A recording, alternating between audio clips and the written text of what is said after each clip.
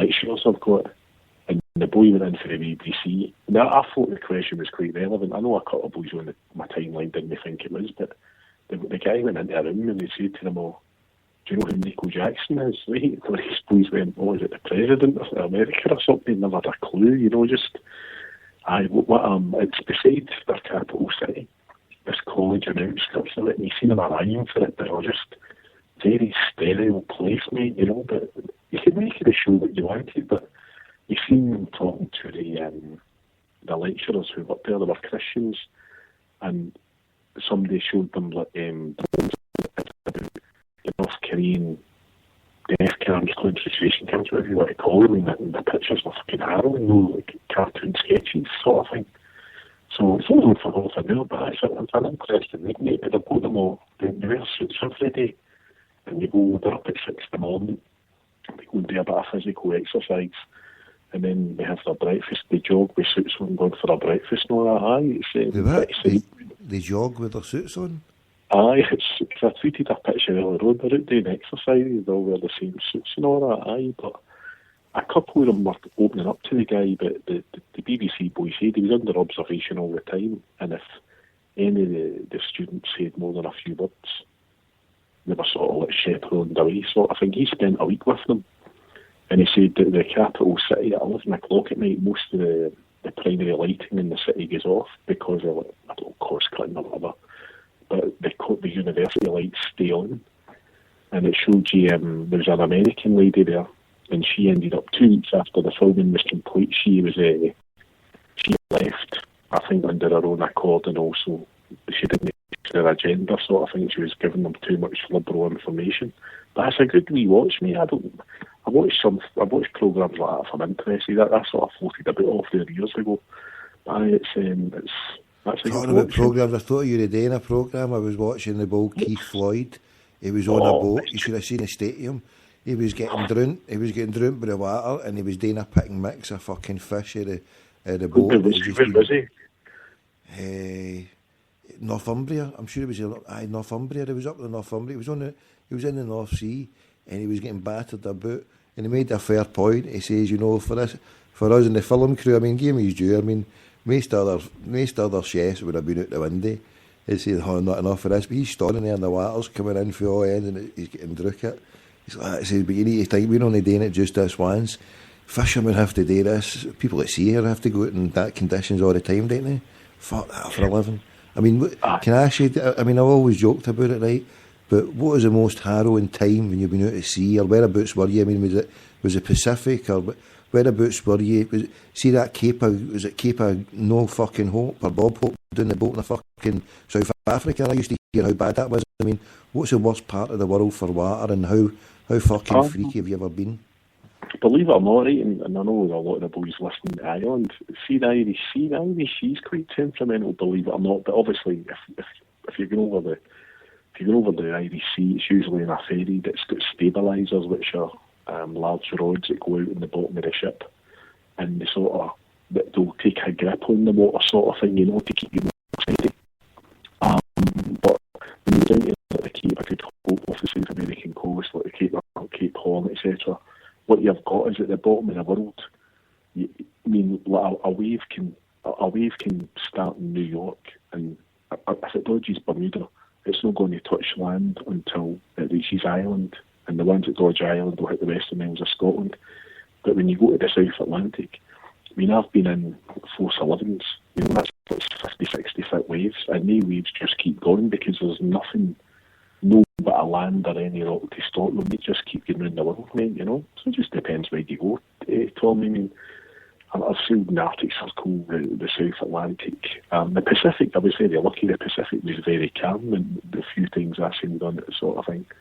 I don't mean to bring bad fucking trips back to you and just say, but if you don't want to go down that road, but have you ever been close to fucking a ship canary thing? I mean, like close to death or anything like that? Has it been fucking as hairy as that, or? To be honest, you're probably, the M8's probably more dangerous if you're a driver at 4 o'clock on a Friday in Glasgow. But, the thing with the water is with ships rolling over or whatever, We'll testify to that here.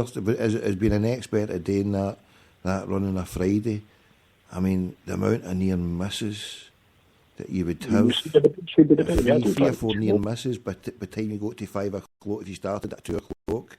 Honest to goodness, you're right. I know. Sorry. No. I mean, you can talk to him. It goes in angles. Like you've seen the videos on Facebook of the big ships, and they hit an angle, and maybe they'll go 20 degrees over the lips, port or starboard. There's a couple of times I've been on ships, and you've hit 4 days worth of bad weather, and we had and every cabin had like a double bed sort of thing in it, and you used to just have to wedge yourself in with your mattress so you wouldn't roll about. And I worked up the top of the boat, so the higher up you go, the more you're on, obviously, So, I was on one boat, and probably, if it was out the water, it was probably about 14 stories high, and we were still getting walloped with water. Mate, it's an occupational hazard. Guilty seasickness hammered me the whole time I was at sea. But Nelson, the old admiral, the most famous sailor of all time, he died of seasickness his whole career. So you had seasickness, and you said the fucking masochist betrayed, aye? You sick bastard. You fucking have seasickness and you go all the way around the world fucking the 7 seas? You nut? You would have it your first week, and then after that your body sort of get used to it. But if you were in if I had seasickness I wouldn't go back in a boat in my life. I'd lucky to fucking wash myself. I'd just hang pomegranates from my neck like the fucking Middle Ages and snow go near water if I had fucking seasickness like that. Well, I had a colleague, and he'd done like 9 months training, and he'd done like the trade we did up at the Nautical College up in South Shields, and he went on a boat, and it just couldn't do it, and I know guys nowadays they spent 3 years apprenticeships doing training. They went on a boat, and it just hammered them, and they had to get up, and they had to get a job, doing some sort of maritime stuff ashore, whether it be working in the Coast Guard or whatever, mate. So it was just one of the things, mate. But as you see, it's I don't envy. If I can, I'll fly anywhere. I won't get a boat unless I have to, mate. It was quite nostalgic. The last bit of water I ever sailed on was getting around through ferry, going to see one of my family, and I'd never sailed across the Clyde. It was cheesy as fuck. I'd sailed in every river in the world, and I went, oh my God, I'm going on the Clyde at last, But I was interested, mate. So if somebody offers you a cruise down the Nile or something like that, would you turn it down, aye? It's no, don't get me wrong. It depends what you want. I remember I flew out to join a boat in Hong Kong, I think I was going. And there was a lady there, my husband, and they worked for the Bank of Scotland, but they were like that's a good one, but name at all, no? No, lovely older couple. And what they did was this lady sat in a room in London for 10 hours a day, and she had, you'd probably know about this, but these business loan things come up on the screen, and she had to press yes or no by just looking at 5 things, but she had 30 seconds to do it, and she did that for, like, I think she'd say she'd do it for maybe 2 months, 10 hours a day, Monday to Friday, and then she took 3 months off, and she just spent 3 months in the QE2, wherever it was, and she picked it up, and she said, build that bastard, God rest him. Sorry, She said, oh yeah, when I get to the QE2, there's a £4,000 bottle of wine for Cunard as a welcome on board present, so there's that sort of cruise. But I wouldn't be me, mate. I'd fly everywhere, Did you ever go on a cruise line or anything like that? Did you ever go on the QE2 at all? Do you know what? One of my old captains, Paul, actually, just before I finished, he actually went on holiday with his wife and his 2 daughters, and it was cheaper for him. He flew to New York, but it was cheaper for him to get the new Queen Mary 2 home, And I said that to him. I said, fucking hell. I said, that's the easiest way to describe it is it would be like the manager at Real Madrid, Ancelotti, sitting in the party whistle dugout and no saying anything during a game. Sitting there a punter with a pie and a ball, and he's getting no input. And he said, it's just this new class of cruise liners. He says, it's just like going to a 5-star hotel. He said, every floor's got a machine not out hot dogs 23 hours a day. He said, he's walking about and eat. and he enjoyed it, mate. But that wouldn't be me, pal, you know.